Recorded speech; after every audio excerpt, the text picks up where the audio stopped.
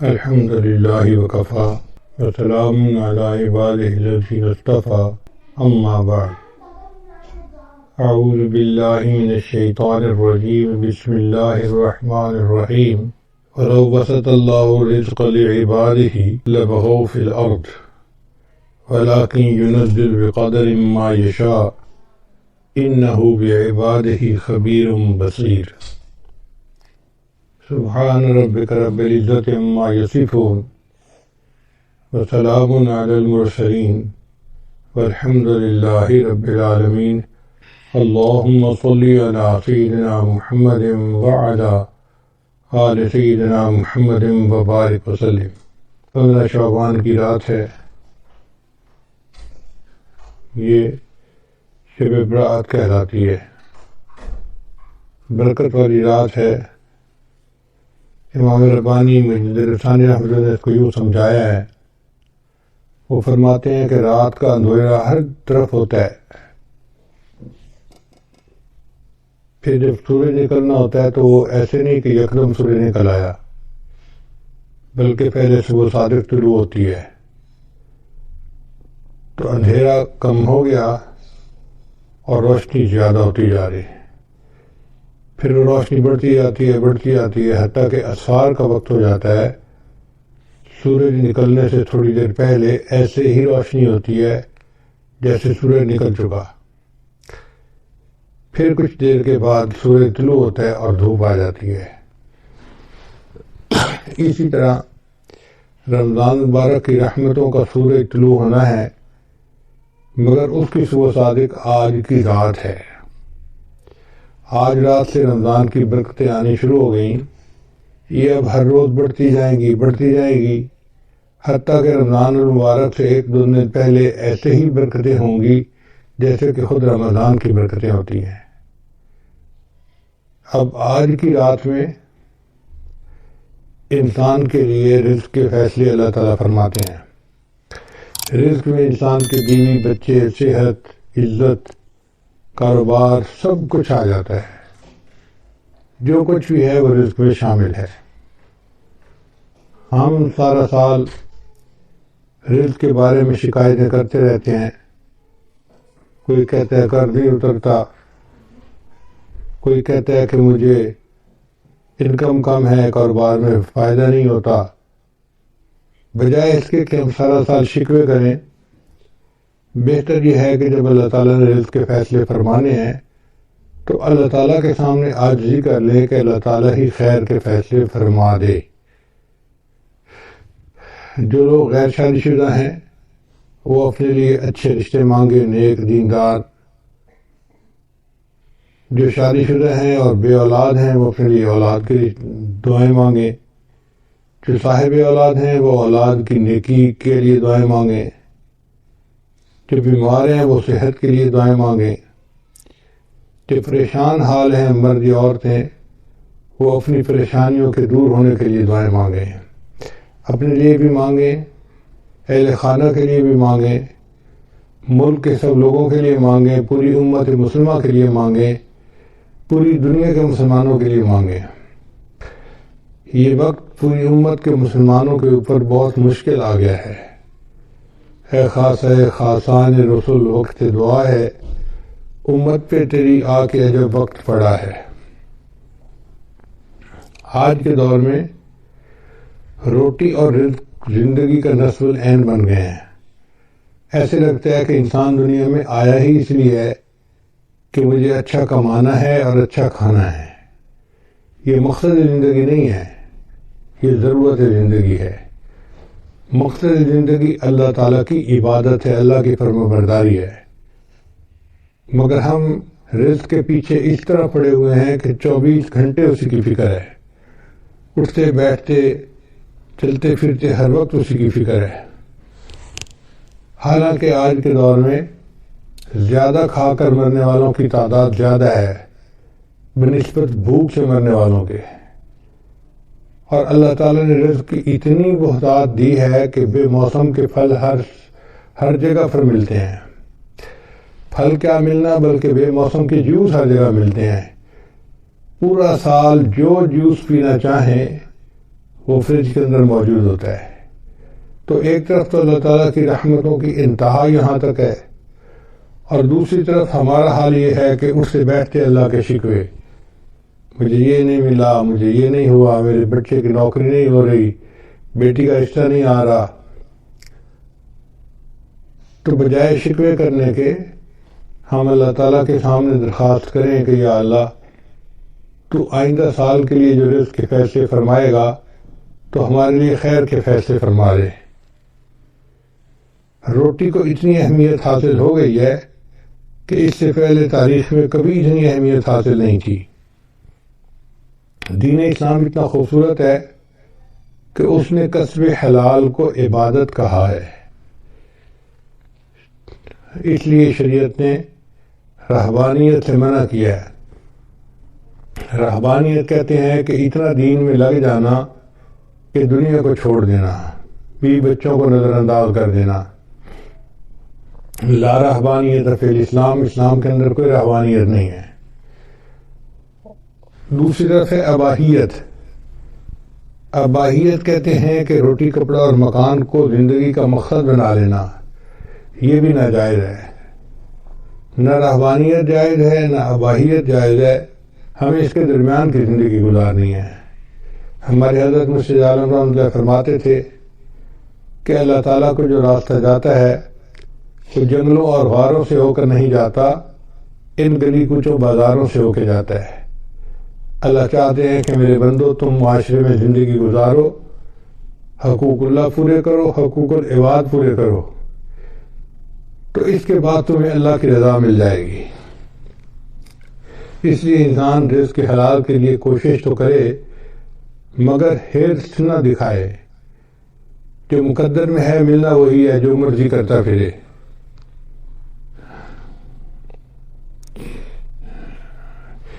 یہ جو ہمارا پیٹ کا مسئلہ ہے نا، یہ صرف موت تک کا مسئلہ نہیں، موت کے بعد کا بھی مسئلہ ہے۔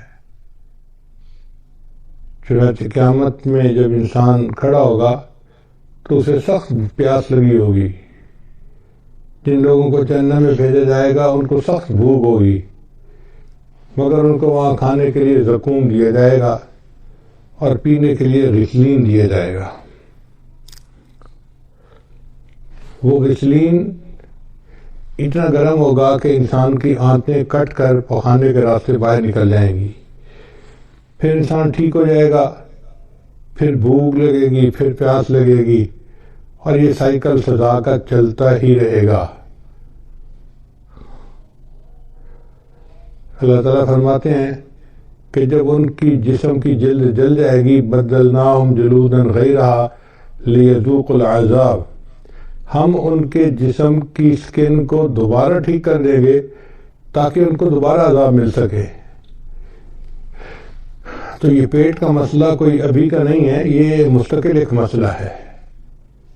ہم اللہ تعالیٰ سے دنیا کے رزق کی دعائیں بھی مانگیں اور نیک اعمال کی توفیق بھی مانگیں۔ آج کے دور میں جو بندہ مال کما لیتا ہے اسی کو لوگ اچھا سمجھتے ہیں، پہلے جھوٹ بول کے کمائے یا دھوکہ دے کے کمائے۔ شریعت نے کہا کہ مال تو اس نے کما لیا مگر مال کے ساتھ وبال بھی آئے گا اگر مال حرام ہوا۔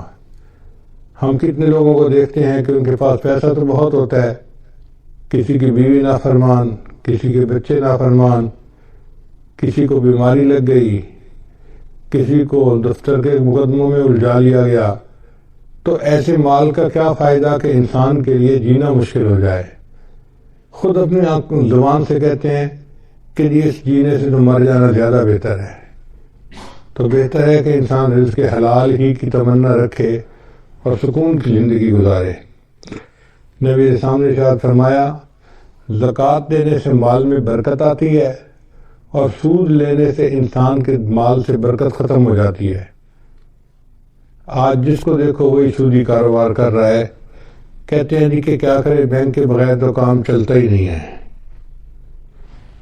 رزق اپنی رفتار میں موت سے زیادہ تیز ہے۔ انسان کو رزق پہلے پہنچتا ہے، موت کا فرشتہ بعد میں آتا ہے۔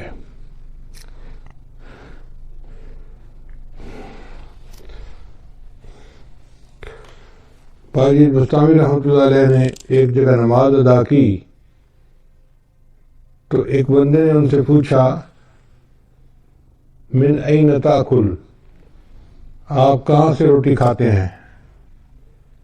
تو اس بزرگ نے جواب دیا، تو ابن قاضی بستامی نے جواب دیا اصبر حتی اعید الصلاۃ التی صلیتها خلفک، صبر کر حتیٰ کہ میں نماز لوٹا لوں جو میں نے تمہارے پیچھے ادا کی ہے، حیث شککت فی رازق المؤمنین، کیونکہ تو نے مخلوق کو رزق دینے والے پروردگار کے اندر شک کیا ہے۔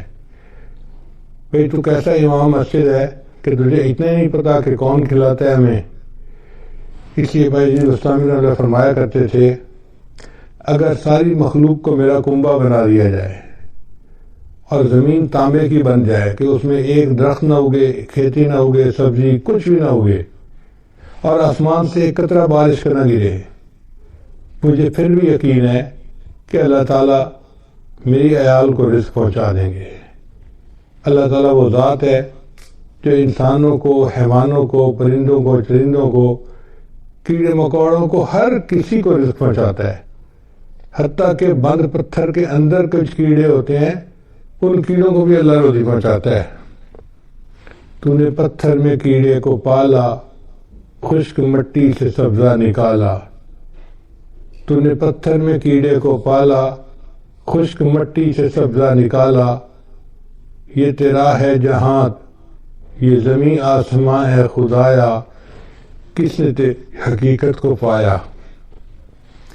ہمارے اکابری نے لکھا ہے کہ رزق کے کھلنے کے 16 دروازے ہیں، 16 کنجیاں ہیں جن سے رزق کے دروازے کھلتے ہیں۔ پہلی کنجی ہے نماز، کہ انسان اہتمام کے ساتھ، خشوع و خضوع کے ساتھ نماز ادا کرے۔ اللہ تعالیٰ فرماتے ہیں وَأْمُرْ أَهْلَكَ بِالصَّلَاةِ وَاسْتَبِرْ عَلَيْهَا لَا نَسْأَلُكَ رِزْقًا نَحْنُ نَرْزُقُكَ، کہ تم نماز ادا کرو، ہم تو اس سے روزی کمانا نہیں چاہتے، روزی تو ہم تمہیں دیں گے، ہماری روزی ہے اللہ کے پاس۔ وَفِي السَّمَاءِ رِزْقُكُمْ، اے میرے بندو تمہارا رزق تو آسمانوں میں ہے، اور اللہ جتنا چاہتے ہیں اتنا اپنے بندوں کو عطا فرما دیتے ہیں۔ تو سب سے پہلا عمل ہو گیا کہ انسان نماز کو اہتمام کے ساتھ ادا کرے۔ آج ہم نماز تو پڑھتے ہیں مگر جیسے مرغا ٹکرے لگا رہا ہوتا ہے، ہم بھی اسی طرح اٹھک بیٹھک کر رہے ہوتے ہیں، دل دماغ کہیں اور پہنچا ہوا ہوتا ہے، جس کی وجہ سے نماز کی برکتیں سامنے نہیں آتی۔ دوسرا رزق کا دروازہ ہے استغفار کی کثرت کرنا۔ چنانچہ اللہ تعالیٰ ارشاد فرماتے ہیں استغفروا ربکم انہ کان غفارا، اپنے رب کے سامنے استغفار کرو، اللہ گناہوں کو معاف کرنے والا ہے۔ اور حدیث پاک میں آتا ہے من اکثر من الاستغفار، جو بندہ استغفار کی کثرت کرتا ہے جعل اللہ لہ من کل ہم فرجا، اللہ تعالیٰ اس کے لیے ہر مشکل میں آسانی کر دیتا ہے، ومن ضیق فرجا، اور ہر مشکل کو آسان کر دیتا ہے، وَرَزَقَهُ مِنْ حَيْثُ لَا يَحْتَسِبُ، اور اسے ایسی طرف سے رزق دیتا ہے کہ جس کا اس کو گمان بھی نہیں ہوتا۔ تو گویا استغفار کے زیادہ کرنے سے اللہ تعالیٰ بندے کو رزق ایسی طرف سے دیتے ہیں جس کو اس کو گمان ہی نہیں ہوتا، اور اس کے رزق کی پریشانی کو دور کر دیتے ہیں۔ پھر تیسرا رزق کا دروازہ ہے اللہ کے راستے میں خرچ کرنا، اس کو کہتے ہیں انفاق فی سبیل اللہ۔ اس لیے کہ جو بندہ اللہ کے راستے میں خرچ کرتا ہے اللہ تعالیٰ اس کو واپس لوٹاتے ہیں۔ اللہ تعالیٰ فرماتے ہیں وَمَا أَنفَقْتُم مِّن شَيْءٍ فَهُوَ يُخْلِفُهُ، تم اللہ کے راستے میں جو خرچ کرو گے وہ اللہ تمہیں اس کا بدلہ دے گا۔ ہم 1 روپیہ خرچ کرتے ہیں، اللہ ہمیں اس کے بدلے 10 عطا فرماتے ہیں، 20 عطا فرماتے ہیں، 70 عطا فرماتے ہیں، حتیٰ کہ کئی مرتبہ ایک کے بدلے 700 عطا فرماتے ہیں۔ لوگ کہتے ہیں جی کہ ہم کہاں سے پیسہ دیں، ہماری تو ضرورتیں پوری نہیں ہوتی۔ بھائی ضروری نہیں کہ انسان لاکھوں دے، جتنا بھی غریب آدمی ہے 5-10 روپے خرچ کرنا تو کوئی مشکل کام نہیں ہوتا۔ تو ہمیں چاہیے کہ ہم مسکینوں پہ، فقیروں میں خرچ کریں، یا مدارس کے جو طلباء ہیں ان کے لیے مطبخ میں خرچ کریں، کیونکہ ہم اللہ کے راستے میں خرچ کریں گے تو اللہ تعالیٰ اس قرض حسنہ کو واپس لوٹا کر رہیں گے اور کئی گنا کر کے لوٹائیں گے۔ تو دیکھنے میں ہم ایک دے رہے ہوں گے اور دوسری طرف سے 10 ہماری جیب میں واپس آ رہے ہوں گے، مگر یہ نفع کا کاروبار ہر بندے کو کرنا نہیں آتا، لوگ پریشان ہو جاتے ہیں۔ تو پہلا دروازہ تھا نماز کو اہتمام کے ساتھ ادا کرنا، دوسرا دروازہ تھا استغفار کی کثرت کرنا، تیسرا دروازہ تھا کہ اللہ کے راستے میں اپنے مال کو خرچ کرنا، اور چوتھا دروازہ ہے دین کے لیے ہجرت کرنا۔ جیسے بعض لوگ سعودی عرب چلے جاتے ہیں یا ایک شہر سے دوسرے شہر چلے جاتے ہیں تو ان کے کام کاروبار میں برکت آ جاتی ہے، لیکن جن لوگوں کو اللہ نے وطن کی روزی دی ہوئی ہے وہ خوش نصیب ہیں، وہ اللہ کی اس نعمت کا شکر ادا کریں۔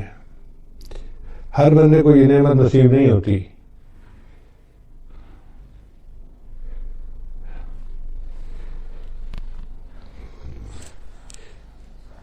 پھر چوتھا عمل ہے تقوی اختیار کرنا۔ اللہ تعالیٰ فرماتے ہیں وَلَوْ أَنَّ أَهْلَ الْقُرَىٰ آمَنُوا وَاتَّقَوْا لَفَتَحْنَا عَلَيْهِمْ بَرَكَاتٍ مِّنَ السَّمَاءِ، اگر یہ بستی دیسوں والے ایمان لاتے، تقوی کو اختیار کرتے تو ہم ان کے لیے آسمان سے برکتوں کے دروازے کھول دیتے۔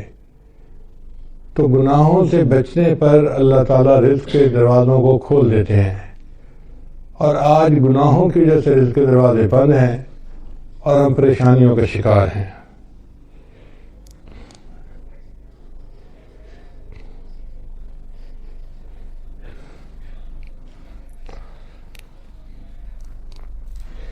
پھر پانچواں عمل جو رزق کے دروازے کھولتا ہے وہ ہے عبادت کی کثرت کرنا۔ حدیث مبارکہ ہے، اللہ تعالیٰ ارشاد فرماتے ہیں،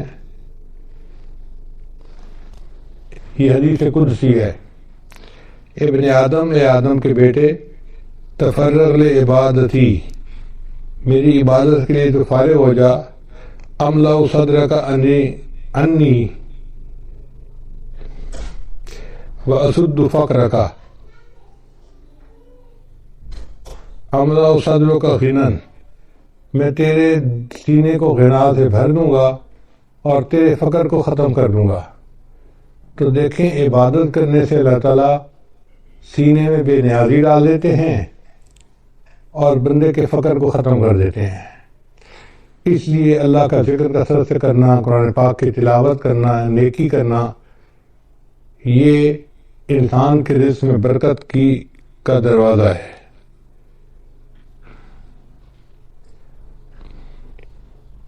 اور اگر تو ایسا نہیں کرے گا تو تیرے ہاتھ کاموں میں الجھا دوں گا اور لوگوں کی طرف تیری محتاجی کو ختم نہیں کروں گا۔ دیکھو کیسے عجیب بات کہی ہے کہ میں تیرے ہاتھ کو کاموں میں الجھا دوں گا، ویسے تو بڑا مصروف نظر آئے گا، یہ کر رہا ہوں، یہ دے رہا ہوں، یہ لے رہا ہوں، یہ فائل آ رہی ہے، یہ جا رہی ہے، یہ آرڈر ہے، یہ فلاں ہے، ہاتھ تیرے کام میں الجھے ہوں گے، مگر تیرا فقر ختم نہیں ہوگا، تندرستی ختم نہیں ہوگی۔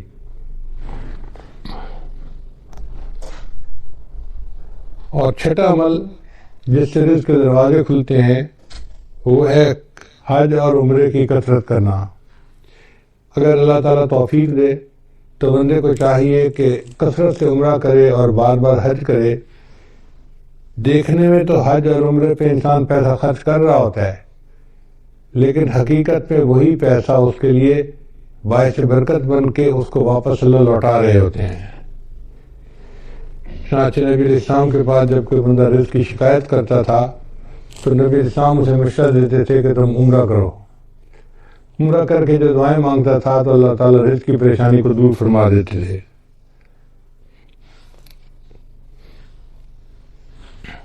ساتواں عمل جس سے رزق کے دروازے کھلتے ہیں اس کو کہتے ہیں صلہ رحمی۔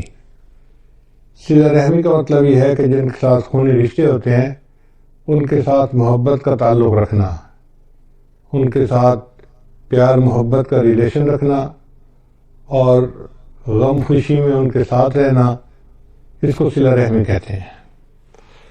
چنانچہ جو بندہ صلہ رحمی کرتا ہے اللہ تعالیٰ اس کو 2 نعمتیں عطا فرماتے ہیں۔ حدیث پاک میں ہے من احب ان یزاد فی عمرہ، جو بندہ اس بات کو پسند کرتا ہے کہ اس کی عمر کے اندر زیادتی ہو، یعنی لمبی عمر ہو، فیزاد فی رزقہ، اور اس کے رزق میں زیادتی ہو، برکت ہو، فلیصل رحمہ، اس کو چاہیے کہ صلہ رحمی کو زیادہ کرے۔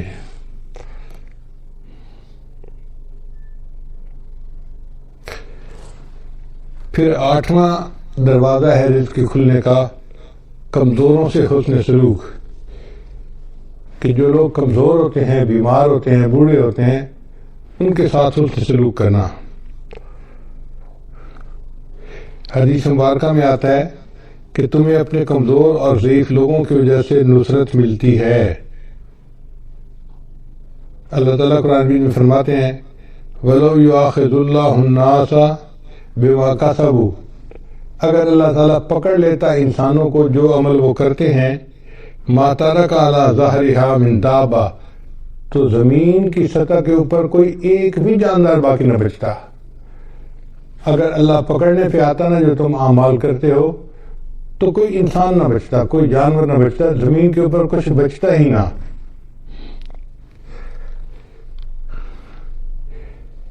تو اللہ تعالیٰ ہمیں جو رزق دیتے ہیں وہ چھوٹے بچوں کی وجہ سے، بوڑھوں کی وجہ سے، بیماروں کی وجہ سے، عورتوں کی وجہ سے دیتے ہیں، مہمانوں کی وجہ سے دیتے ہیں۔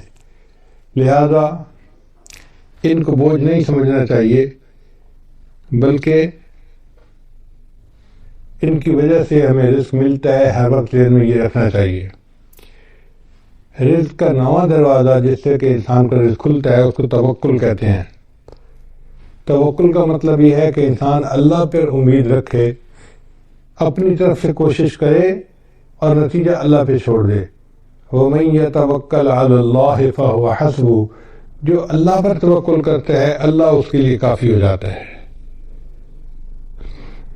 حدیث مبارکہ میں آئے لَوْ أَنَّكُمْ تَوَكَّلُونَ عَلَى اللَّهِ حَقَّ تَوَكُّلِهِ، اگر تم توکل کرتے جیسے کہ اللہ پہ توکل کرنی چاہیے، لَرَزَقَكُمْ كَمَا يَرْزُقُ الطُّيُورَ، تو اللہ تعالیٰ تمہیں اس طرح رزق پہنچاتے جس طرح اللہ تعالیٰ پرندوں کو رزق پہنچاتے ہیں۔ وہ صبح اپنے گھونسلے سے خالی پیٹ نکلتے ہیں اور شام کو اپنے گھونسلے میں پیٹ بھرے واپس آتے ہیں۔ انسان کا معاملہ الٹ ہے، بیچارہ گھر سے پیٹ بھر کے نکلتا ہے اور شام کو خالی پیٹ بھر گھر واپس آتا ہے۔ اور پرندوں کا معاملہ دیکھو کہ وہ خالی پیٹ گھر سے نکلتے ہیں اور اللہ ان کو پیٹ بھر کے رات کو واپس گھر پہنچاتے ہیں، جبکہ پرندے اپنے لیے کوئی چیز جمع بھی نہیں کر سکتے۔ کوئی پرندہ آپ نے ایسا نہیں دیکھا ہوگا جو سال کی روزی جمع کر لے، انسان جمع بھی کر لیتا ہے، پھر اس کا یہ حال ہے۔ اور پھر جانوروں کا رزق بھی بہت ہوتا ہے۔ آپ اگر غور کریں تو ایک ہاتھی دن میں کتنا چارہ کھاتا ہوگا، ہمارے حساب سے منوں کے حساب سے، ٹنوں کے حساب سے کھاتا ہوگا، اس کا وزن ہی اتنا ہے۔ اور ہم نے جہاں بھی جنگل میں ہاتھی دیکھا اس کو ہر وقت چرتے ہوئے دیکھا، تو جو ٹنوں کے حساب سے کھانا کھاتے ہیں ان کے پیٹ اللہ بھر دیتے ہیں۔ اور انسان بیچارہ کتنا کھا لیتا ہے، بڑے سے بڑا پہلوان ہو تو 2 روٹی، اس سے پیٹ بھر جاتا ہے بندے کا۔ تیسری روٹی دے بھی صحیح نا تو کہتے ہیں نا جی پیٹ بھر گیا۔ تو ہمارا پیٹ بھی چھوٹا ہے اور ہم گھر سے پیٹ بھرے نکلتے ہیں اور رات کو خالی پیٹ واپس آتے ہیں۔ بہتر ہے کہ ہم اللہ تعالیٰ کے اوپر توکل کریں، تو پھر دیکھیں کہ اس کی برکتیں کتنی ہوں گی۔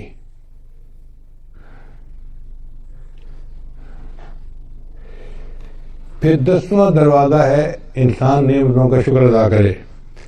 اللہ تعالیٰ فرماتے ہیں لئن شکرتم لازیدنکم، اگر تم شکر ادا کرو گے ہم اپنی نعمتوں پر اور زیادہ کریں گے. آپ دیکھیں ہمارے اوپر اللہ کی کتنی نعمتیں ہیں، ہم تو شکر بھی ادا نہیں کر سکتے.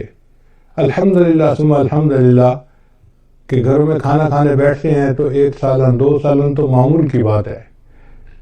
کبھی گوشت پکا ہوتا ہے، کبھی دال پکی ہوتی ہے، کبھی روٹی بنی ہوتی ہے، کبھی چاول بنے ہوتے ہیں.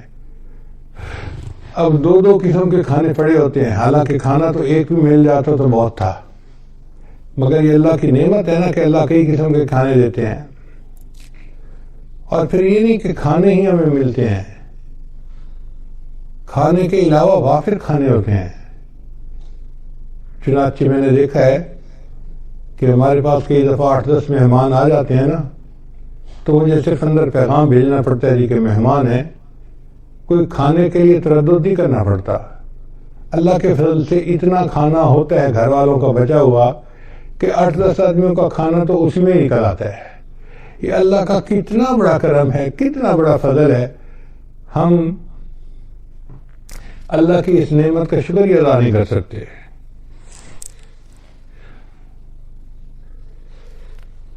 ابن عطا اسکندری رحمۃ اللہ فرمایا کرتے تھے من لم یشکر النعمہ فقد تعرض لزوالها، کہ جس نے نعمت کا شکر ادا نہیں کیا اس نے نعمت کو اب زوال کے لیے پیش کر دیا کہ اللہ مجھے یہ نعمت نہیں چاہیے.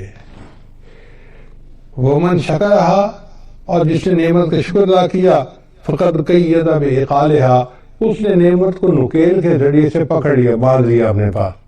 یعنی جو نعمت ملتی ہے اور بندہ اس کے اوپر شکر ادا کرتا ہے، پھر وہ نعمت اللہ سے واپس نہیں لیتے بلکہ اس نعمت میں اور برکت عطا فرما دیتے ہیں. پھر 11واں دروازہ کہ جب بھی مرد اپنے گھر میں داخل ہو مسکراتے چہرے کے ساتھ داخل ہو اور اہل خانہ کو سلام کرے. حدیث مبارکہ میں ہے، سیدہ صدیقہ رضی اللہ عنہا فرماتی ہیں کہ نبی صاحب جب بھی گھر تشریف لاتے تھے تو مسکراتے چہرے کے ساتھ آتے تھے اور اہل خانہ کو سلام کیا کرتے تھے. یہ اہل خانہ کو سلام کرنا رزق کی برکت کا ذریعہ ہے. چنانچہ حدیث پاک میں ہے ثلاثۃ کلہم ضامن اللہ، 3 بندے ہیں جن کا اللہ کے اوپر ضمانت ہے، یعنی اللہ ان کو رزق پہنچاتا ہے. ان عاش رزقا، اگر وہ زندہ رہے گا تو اللہ روزی عطا فرمائے گا، وکفا، اور روزی ان کے لیے کافی ہوگی. اور وَإِن مَاتَ، اور اگر وہ مر جائے گا، داخل الجنہ، تو جنت میں اللہ ان کو داخل کر دے گا. یہ کون 3 بندے ہیں؟ ان میں سے ایک بندہ ہے رجل، وہ بندہ داخلہ بیتہ، جو اپنے گھر کے اندر داخل ہو بسلام، اور گھر والوں کو سلام کرے، وَهُوَ ضَامِنٌ اللہ، وہ اللہ کے ضمانت میں آ جاتا ہے. اب یہ کتنا آسان کام ہے، مگر بہت سارے لوگ ہیں جو گھروں میں داخل ہوتے ہیں تو ان کو سلام کرنا یاد ہی نہیں ہوتا، بس باتوں میں لگ جاتے ہیں. مسکرائیں گے، بیوی سے پوچھیں گے تیرا کیا حال ہے، بچوں سے پوچھیں گے تم کیسے ہو، مگر سلام کرنا ان کو یاد نہیں ہوتا. پھر 12واں عمل والدین کی فرمانبرداری.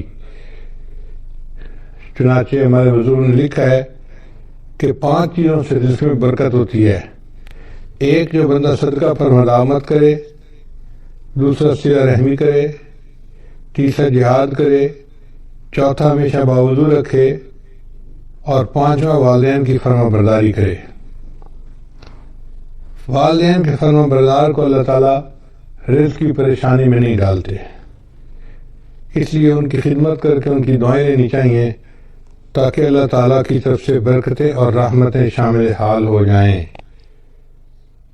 13واں دروازہ رزق کا ہے دوام طہارہ، یعنی مستقل وضو کی زندگی گزارنا. اگر انسان عادت بنا لے تو وہ باوضو ہر وقت رہ سکتا ہے. جیسے ہمیں ہر وقت بے وضو رہنے کی عادت ہے، اس کو بدل لے تو ہر وقت باوضو رہنے کی عادت ہو جائے گی. جب وضو ٹوٹے دوبارہ پھر وضو کر لے. ہمارے اسی شہر میں ایک جگہ ایک گھرانہ ہے جو امام ربانی مجدد ثانی رحمۃ اللہ کے اولاد میں سے ہیں۔ تو بہت سال پہلے کی بات ہے، کوئی 30 سال پہلے کی بات ہے، مجھے خیال آیا کہ جا کے ان سے صرف اللہ کے لیے ملاقات کروں۔ تو میں ان کے ہاں گیا، ملاقات ہوئی۔ ہم جب پہنچے تو بس مغرب کے وقت میں کوئی 5 ہی منٹ باقی تھے۔ سلام دعا ہوئی۔ انہوں نے کہا جی کہ یہاں سے مسجد دور ہے تو ہمیں گھر میں نماز پڑھنی پڑے گی۔ ہم نے کہا ٹھیک ہے۔ ان کے بچے گراؤنڈ کے اندر فٹ بال کھیل رہے تھے، کوئی 10-12 بچے ہوں گے چھوٹے بڑے۔ خوب ہنگامہ تھا، جیسے 2 ٹیموں کا میچ ہو رہا ہوتا ہے۔ لو جی ہم کھڑے ہو گئے مصلی پہ جماعت کے لیے۔ انہوں نے آواز دی بچوں کو، بچوں نماز کا وقت ہو گیا ہے۔ سارے بچے گراؤنڈ سے بھاگتے ہوئے آئے اور صف میں آ کے کھڑے ہو گئے۔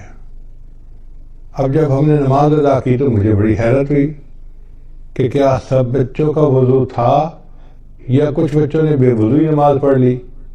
تو میں نے ان سے سوال پوچھا کہ جی بچے کسی کو وضو تو نہیں کرتے میں نے دیکھا؟ تو وہ مسکرائے اور کہنے لگے کہ جی ہمارے خاندان میں بچوں کو یہ تربیت دی جاتی ہے کہ تم نے پوری زندگی باوضو گزارنی ہے۔ ہمارے گھر کے چھوٹے بڑے جس بندے کو آپ دیکھیں گے، جب بھی دیکھیں گے ہمیشہ باوضو دیکھیں گے۔ اگر وضو ٹوٹے گا تو دوبارہ اسی وقت وہ پھر وضو کر لیں گے۔ تو اگر ایسے خاندان آج بھی دنیا میں موجود ہیں کہ جن کے گھر کا ہر چھوٹا بڑا بندہ مرد عورت ہر وقت باوضو رہتے ہیں تو پھر اللہ ان کی رزق میں بھی برکت عطا فرما دیتے ہیں۔ پھر 12واں عمل ہے، 14واں عمل ہے چاشت کی نماز پڑھنا۔ چاشت کی نماز ہوتی ہے دن کے 10 بجے 11 بجے جب ذرا سورج طلوع ہو جاتا ہے اور پاؤں جلنے لگ جاتے ہیں گرمیوں میں، تو اس کو صلاۃ الضحیٰ کہتے ہیں، چاشت کی نماز کہتے ہیں۔ یہ وہ ٹائم ہوتا ہے جب اکثر مرد اپنے دفتروں میں چلے جاتے ہیں یا کھیتوں میں چلے جاتے ہیں یا اپنے کاروباروں میں چلے جاتے ہیں۔ اس وقت جو عورتیں اپنے خامدوں کو کاروبار پہ بھیج کے پیچھے مصلی پہ بیٹھتی ہیں اور نفل پڑھتی ہیں، اس میں اللہ نے رزق کی برکت رکھی ہے۔ اب کتنی عورتیں ہیں جو رزق میں کمی کے شکوے تو کرتی ہیں لیکن وہ چاشت کی نماز نہیں پڑھتی کہ محنت کرنے کے لیے میرا خامد نکل گیا، پسینہ تو وہ بہائے گا۔ اب اللہ کرے کہ اس کے رزق میں برکت ہو جائے اور ہمیں اللہ تعالیٰ رزق میں آسانی فرما دے۔ تو یہ نماز پابندی کے ساتھ پڑھنے کی ضرورت ہے۔ ہمارے بزرگوں نے لکھا ہے کہ جو بندہ چاشت کے وقت نماز نہ پڑھ سکتا ہو دفتر کی وجہ سے یا کاروبار کی وجہ سے یا دکان کی وجہ سے، اس کو چاہیے کہ سورج نکلنے کے چند منٹ بعد جو اشراق کی نماز پڑھتے ہیں تو 2 رکعت اشراق کی نیت سے پڑھ لے اور 2 رکعت چاشت کی نیت سے اسی وقت پڑھ لے تو اس کی چاشت کی نماز ہو جائے گی۔ تو معمول بنا لینا چاہیے کہ چاشت کی نماز دفتر جانے سے پہلے پڑھ کے ہی جائیں۔ پھر 15واں عمل جس سے انسان اللہ تعالیٰ رزق کے دروازے کھولتے ہیں وہ ہے سورہ واقعہ کو پابندی کے ساتھ پڑھنا۔ حدیث مبارکہ میں آتا ہے من قرأ سورۃ الواقعہ کل لیلۃ، جس نے ہر رات میں سورہ واقعہ کو پڑھا لم تصبہ فاقۃ ابدا، اس کو کبھی فاقہ نہیں پہنچتا۔ عبداللہ بن مسعود رضی اللہ عنہ ایک بڑے مفتی قسم کے صحابی تھے، وہ بیمار ہو گئے۔ حضرت عثمان غنی امیر المومنین تھے، وہ ان کو ملنے کے لیے آئے۔ اللہ تعالیٰ نے عثمان غنی عنہ کو مال پیسے بھی بہت دیا تھا، تو انہوں نے بات چھیڑی اور بات کرتے ہوئے کہا کہ عبداللہ بن مسعود آپ کی بیٹیاں ہی بیٹیاں ہیں، بیٹا کوئی نہیں، تو میرا دل چاہتا ہے کہ میں آپ کو بہت سارا مال ہدیہ دے دوں، یعنی میں اپنی طرف سے بتا رہا ہوں کہ جیسے میں آپ کو 5 لاکھ دینار یا درہم ہدیہ دینا چاہتا ہوں۔ تو انہوں نے انکار کر دیا، نہیں مجھے نہیں چاہیے۔ تو عثمان غنی اللہ نے فرمایا کہ آپ کی بیٹیاں ہیں، آپ کو تو پیسے کی ضرورت ہے۔ ان کا بیٹیاں تو ہیں مگر میں نے اپنی سب بیٹیوں کو سورہ واقعہ یاد کروا دی ہے اور میں نے ان کو بتا دیا ہے کہ مغرب کے بعد سورہ واقعہ پڑھ لیا کرو۔ نبی علیہ السلام نے فرمایا جو بندہ ہر رات میں سورہ واقعہ پڑھ لیتا ہے اللہ اس کو فاقے سے محفوظ فرما لیتے ہیں۔ یعنی ان صحابہ کا اتنا یقین پکا تھا کہ انہوں نے 4-5 لاکھ ریال ہدیہ لینے کے بجائے سورہ واقعہ کے اوپر زیادہ جو ہے نا بھروسہ کیا کہ اللہ تعالیٰ میری بچیوں کو فاقے سے بچائے گا۔ پھر 16واں عمل ہے دعا کرنا۔ تو ہمیں چاہیے کہ ہم رزق کی برکت کے لیے دعا بھی کریں، جیسے آج کی رات قبولیت دعا کی رات ہے، اور اب سے لے کے جو آگے وقت آ رہا ہے یہ سب قبولیت دعا کا وقت ہے۔ یہ رزق کی جو فہرستیں ہیں یہ اب سے بننا شروع ہوتی ہیں، اور یہ بنتی رہتی ہیں بنتی رہتی ہیں بنتی رہتی ہیں، حتیٰ کہ 27 رمضان مبارک کو یہ فہرستیں اللہ تعالیٰ فرشتوں کو ہینڈ اوور کر دیتے ہیں ایگزیکیوشن کے لیے، عمل درآمد کے لیے۔ تو ہمارے پاس آج کی رات سے لے کے 27 رمضان تک کا وقت ہے۔ اس دوران ہم اللہ کو منائیں، اس کے سامنے روئیں، اس سے رزق مانگیں، اس سے صحت مانگیں، جو مانگنا ہے مانگیں۔ اللہ کے در میں کسی چیز کی کمی نہیں، جتنا مانگیں گے اللہ اتنا عطا فرمائیں گے، حتیٰ کہ 27 رمضان کو یہ لسٹ فائنل ہو جائیں گی، اور اسی میں یہ بھی فیصلہ ہوگا کہ اگلے سال کس نے زندہ رہنا ہے اور کس بندے نے مرنا ہے۔ زندگی اور موت کے فیصلے بھی اس بجٹ میں شامل ہیں، جیسے رزق کے فیصلے شامل ہیں۔ تو ہم اللہ تعالیٰ سے دعا مانگیں، آج رات بھی اور آئندہ بھی۔ کرونا بیماری کی وجہ سے، حالات کی وجہ سے مسجدوں میں تو اجتماع اس وقت نہیں کر سکتے، لیکن گھر میں بیٹھ کے عبادت تو کر سکتے ہیں، اس میں تو کوئی رکاوٹ نہیں۔ ہم ابھی سے رمضان کی تیاری کریں، اور ذہنی طور پہ ہم عبادت کرنے کے لیے تیار ہو جائیں، اور اللہ کو منانے کے لیے تیار ہو جائیں، خوب دعائیں مانگیں۔ اگر باجماعت تراویح مسجد میں نہیں پڑھ سکتے تو گھر میں تو پڑھ سکتے ہیں نا۔ مسجدوں کی عمارتیں بند ہوئی ہیں، اعمال بند نہیں ہوئے۔ اعمال تو ہم کر سکتے ہیں، تو ہم تلاوت کریں، نمازیں پڑھیں، گھر کے اندر مجالس کریں، اور اللہ تعالیٰ سے دعائیں کریں خوب ڈٹ کے۔ جتنا مانگیں گے اتنا ہی اللہ تعالیٰ ہمیں عطا فرما دیں گے۔ تو یہ 16 دروازے ہیں رزق کے کھلنے کے۔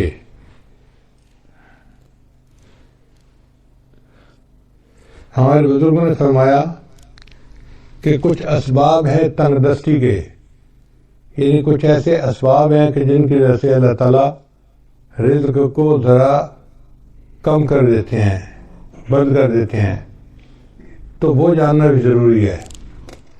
چنانچہ مختصراً میں بتاتا چلوں کہ جو بندہ کھڑے ہو کر جوتے پہن کر ننگے سر کھانا کھاتا ہے، اللہ اس کا رزق تھوڑا کر دیتے ہیں۔ اور اگر آپ دیکھیں تو آج کل کی دعوتوں میں یہی سلسلہ ہے۔ شادی بیاہ میں، ہوٹلوں میں، شادی ہالوں میں اکثر لوگ کھڑے ہو کے کھانا کھاتے ہیں، سر پہ کپڑا بھی نہیں ہوتا اور جوتے بھی پہنے ہوئے ہوتے ہیں۔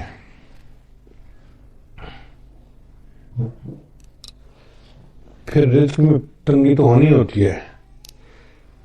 پھر دوسرا، مہمان کو بوجھ سمجھنا۔ جو لوگ مہمان کے آنے کو بوجھ سمجھیں اور اس فکر میں لگ جائیں کہ جی آ گیا ہے تو کہاں سے اس کو کھلائیں گے اور کتنا اس کو کھلائیں گے اور کتنے دن رہے گا، مہمان بعد میں آتا ہے، اللہ مہمان کا رزق پہلے بھیجتے ہیں۔ تو الحمدللہ ثم الحمدللہ اللہ تعالیٰ خیر فرما دیتے ہیں۔ بلکہ میں تو یہ سمجھتا ہوں کہ ہمیں اللہ مہمانوں کی برکت سے روزی دیتے ہیں۔ ایک دن میں کھانا کھا رہا تھا تو میری بہو کہنے لگی کہ ابو جی ایک بندہ ہے انڈیا کا، بڑا مالدار ہے، اس نے پورا سال ہر روز بندے کو ہر روز 1000 بندوں کو کھانا کھلایا۔ اور وہ بڑی حیران تھی کہ 1000 بندوں کو کھانا ہر روز وہ کھلاتا تھا۔ جب اس نے بات کر لی تو میں نے کہا کہ بیٹا وہ تو امیر آدمی ہے، وہ تو 1000 بندوں کو دن میں ایک دفعہ کھانا پورا سال کھلاتا ہے۔ ہم فقیر لوگ ہیں اور ہم الحمدللہ 1000 طلباء کو دن میں 3 مرتبہ کھانا کھلاتے ہیں۔ صبح ناشتہ بھی ہوتا ہے، دوپہر کا کھانا بھی ہوتا ہے، رات کا کھانا بھی ہوتا ہے، اور پورا سال اللہ روزی پہنچا دیتے ہیں۔ تو حیران ہوئی، کہنے لگی ہاں بات تو ٹھیک ہے۔ میری وائف پاس بیٹھی ہوئی تھی تو وہ کہنے لگی کہ میں ایک بات بتاؤں۔ میں نے کہا کیا؟ کہنے لگی کہ ہماری شادی کو 30-35 سال ہو گئے ہیں اور اس 30-35 سال میں ایک دن بھی ایسا نہیں گزرا کہ ہمارے گھر میں مہمان کا کھانا نہ بنا ہو۔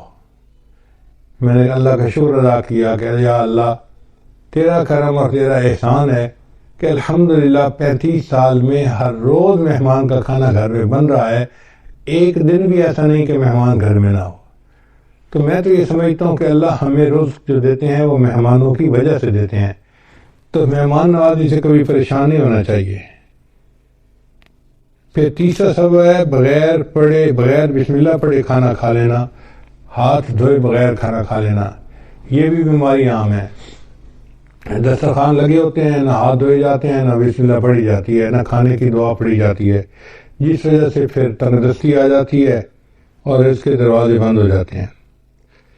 پھر کھانے کے برتن کو صاف نہ کرنا، یہ بیماری بھی عام ہے۔ ہم لوگ کھانا کھاتے ہیں اور کچھ تھوڑا سا کھانا آخر پہ بچا دیتے ہیں، حالانکہ اسی کھانے میں برکت ہوتی ہے۔ سنت یہ ہے کہ اگر 3 لقمے کھانا موجود ہے تو اس کو تو چھوڑ دیں تو کوئی اور کھا لے گا، چلو بھائی۔ اگر اتنا کھا لیا کہ 3 لقمے رہ گئے، اس کو خالی نہ چھوڑیں، اب اس کو پلیٹ کو اچھی طرح صاف کر دیں تاکہ اللہ کی نعمت ضائع نہ ہو، اللہ کی نعمت جو ہے وہ کسی انسان کے کام آ جائے۔ مگر اس میں ایسے لگتا ہے کہ جیسے یہ بندہ غریب ہے، اور امیر لوگ جو ہیں وہ ذرا شاہانہ دماغ کے ہوتے ہیں، تو وہ ڈالتے زیادہ ہیں، آدھا کھا لیتے ہیں، آدھا چھوڑ دیتے ہیں۔ یہ جو آدھا کھانا اور آدھا چھوڑنا ہے یہ بھی رزق میں تنگی کا سبب بنتا ہے۔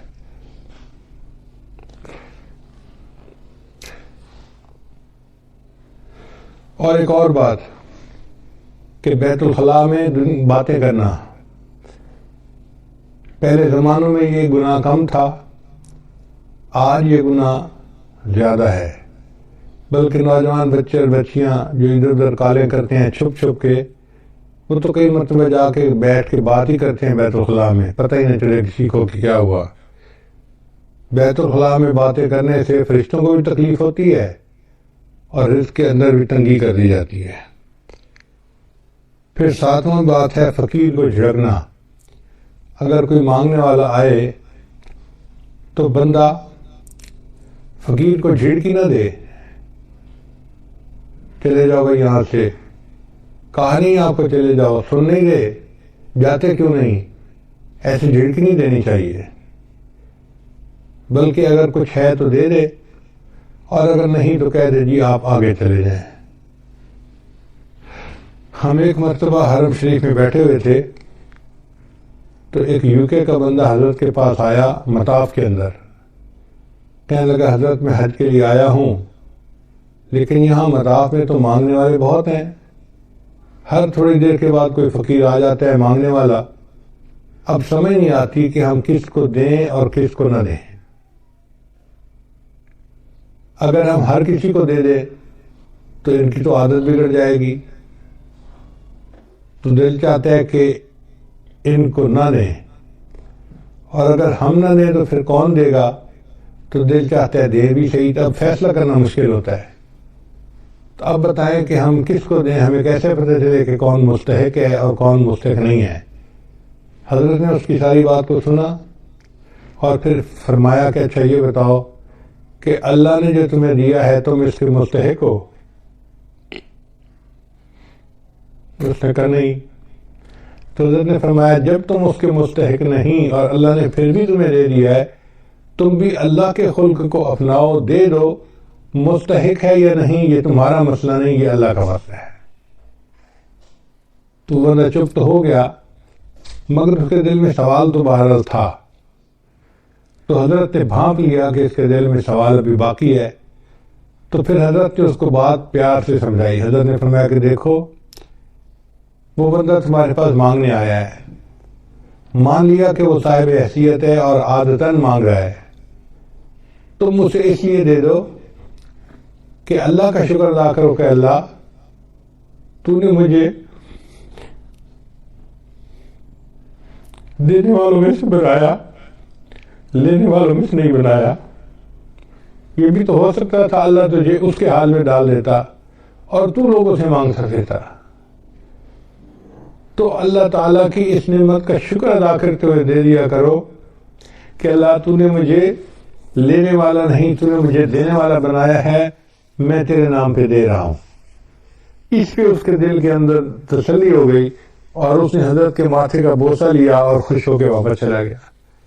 تو اس لیے اگر کوئی فقیر آئے تو اس کو جتنا دے سکتے ہیں دیں، اور اگر نہیں دے سکتے تو پیار سے کہیں جی آپ آگے چلے جائیں، اس کو جھڑکی نہ دیں، اس کو ڈانٹ ڈپٹ نہ کریں۔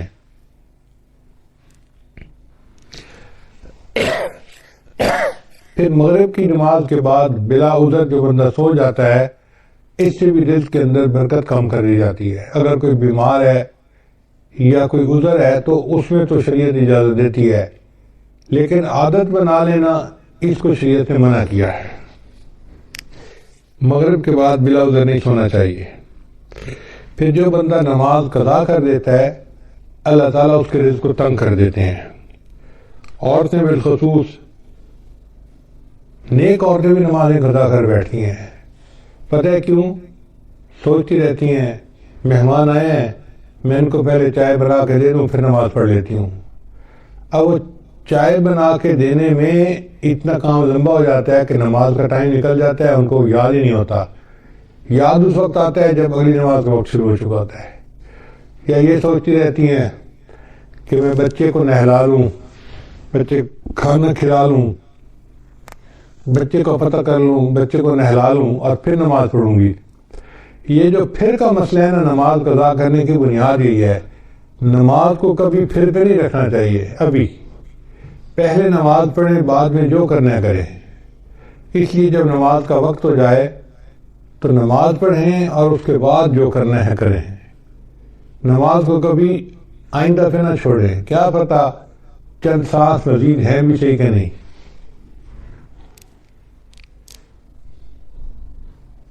ہم ایک مرتبہ اس کا بہت عجیب تجربہ ہوا۔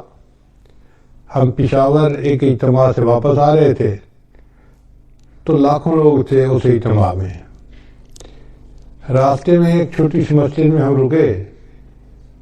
ہم نے سوچا کہ ہم یہاں پر عصر کی نماز ادا کر لیتے ہیں۔ تو جب میں مصلی کے اوپر کھڑا ہوا امامت کے لیے تو ایک اور گاڑی آ کے رکی جس میں 4 بندے تھے۔ ان 4 میں سے 2 بندے مسجد کے اندر داخل ہوئے اور دوسرے 2 ان کے پیچھے تھے۔ تو پیچھے والوں نے ان کو کہا یار یہاں تو پہلے ہی نمازی کافی ہیں، چلو ہم عصر کی نماز آگے پڑھ لیں گے۔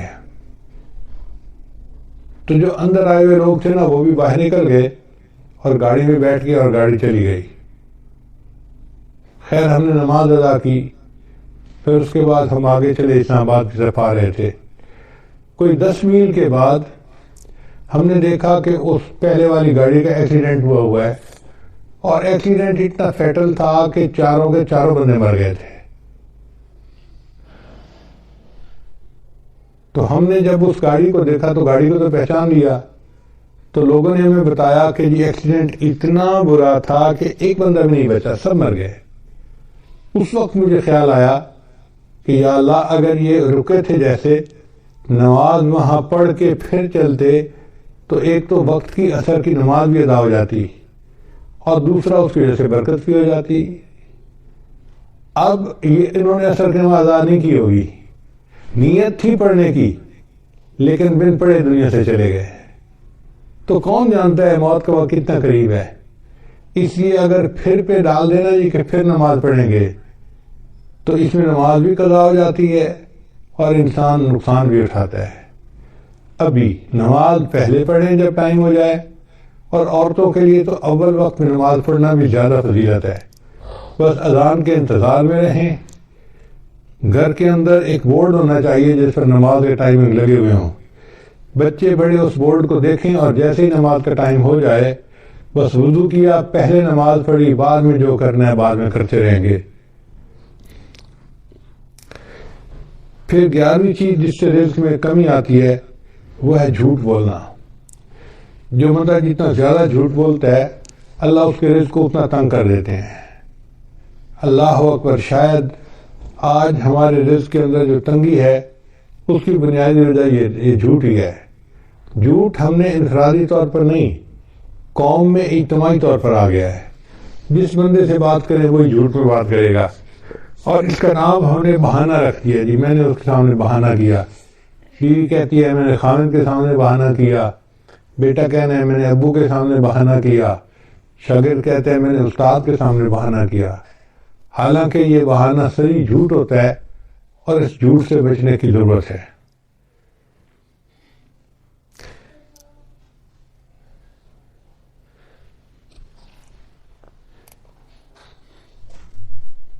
بارہواں عمل ہے موسیقی کا سننا.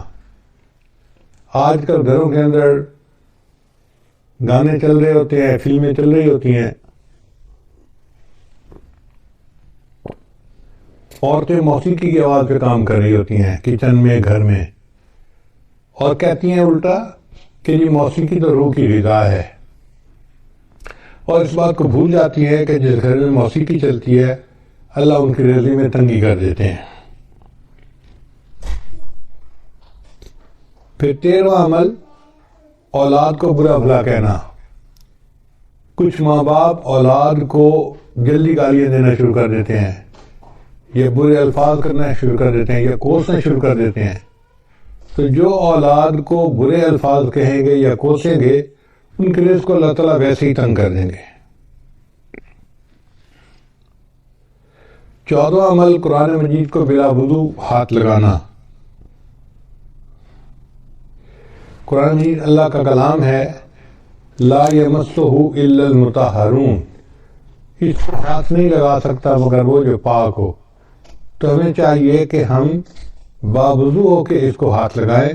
اگر بے وضو ہاتھ لگائیں گے تو رزق کے اندر کمی آ جائے گی. پھر 15واں عمل جس سے رزق میں کمی آتی ہے، نامحرم کو دیکھنا.